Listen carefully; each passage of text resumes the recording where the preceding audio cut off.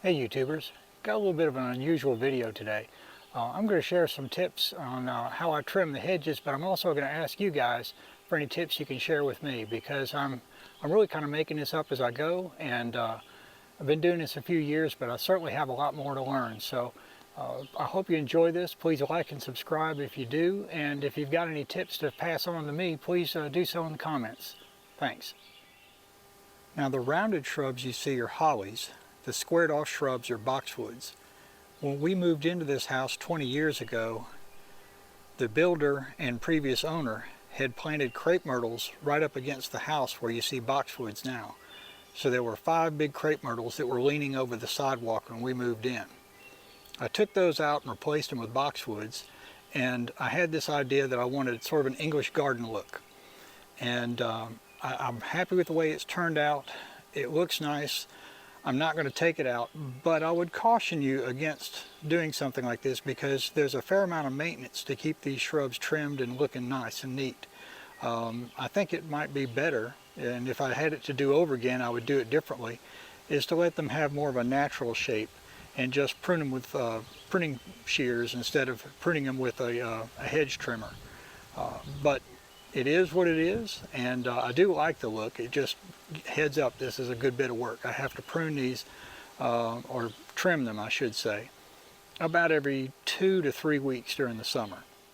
Now the holly leaves, again that's the rounded shrubs, they're very small and they turn brown very quickly and sort of disappear into the pine straw, so I don't worry too much about cleaning up the trimmings from those unless they're sizable. But the boxwoods, on the other hand, these shoots that they put on are kind of more substantial than what you get off the other shrubs, and these things will lay on the ground and they'll stay this bright green for weeks and weeks at a time. And the pine straw I put down every season, it's not inexpensive, and I don't like having all that debris on top of the pine straw, so I put down a drop cloth to collect these as I go. Okay, it's been about 2 to 3 weeks since I've trimmed this, and you can see the boxwood has put on a lot of little growth here. And this stuff is very soft, and if you don't have a good sharp trimmer, the trimmer will just sort of shred it instead of making a clean cut. So it's important that your trimmer have sharp edges. Now the hollies, the growth they put on, it's a little bit stiffer, and it's a little bit less of a problem with it sort of shredding, and it tends to cut a little neater. Now I do all of this by eye. I'm just too lazy to put up a string, and so I'm not going to say it's perfect.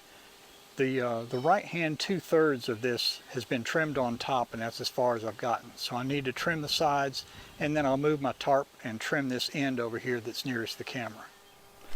I'm using a Ryobi model 2607 trimmer. I've done another video on this. I have larger batteries, but I like to use the little 2-amp batteries on this because they're nice and light. And this will run the trimmer for 30 or 45 minutes. Got a couple of quick tips for you. If you just want to take off a little bit of material, just sweep the trimmer side to side. If you want to be more aggressive and take off more material, lean it in the direction that you're moving it, and it'll take off more material. Also, when you're doing the sides, go side to side or from bottom up.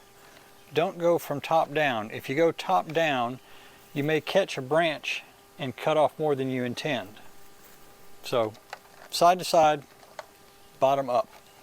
And when you're done with the trimmer, before you take your battery out, run it and spray lubricant on your blade. It helps clean the blades and it keeps them from rusting. Spray both sides and in these slots to keep everything nice and slick and clean.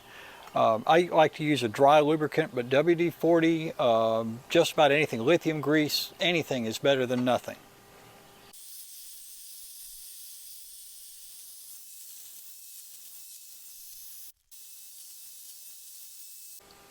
One question I get asked a lot, especially from my friends up north, is why do we use pine straw for mulch? Why not use hardwood or pine bark? Well, there's a reason for that. The first house we had a termite issue within a year or two of the house being built. And the fellow that came out to treat for termites told me, get rid of your mulch. The decaying mulch is attracting termites. He said, switch to gravel or pine straw. Well, it's too hot down here to do rock or gravel. It'll burn up the shrubs, so pine straw it is. Another tip the termite fella gave me is to maintain an airspace between your shrub and the house. You don't want shrubs touching the house. That's just inviting critters into your home.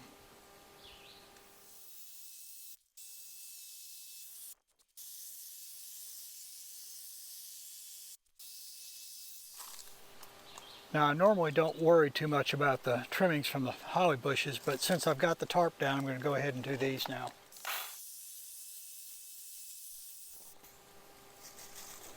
If you can get an assistant, it makes this job much, much easier.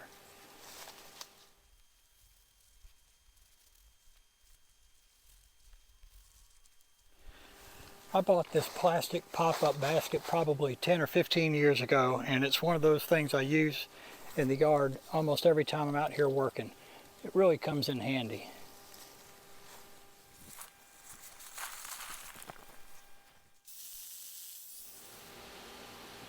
Please excuse the mess. I'm going to pick up leaves after a while. Right now I'm just too darn tired.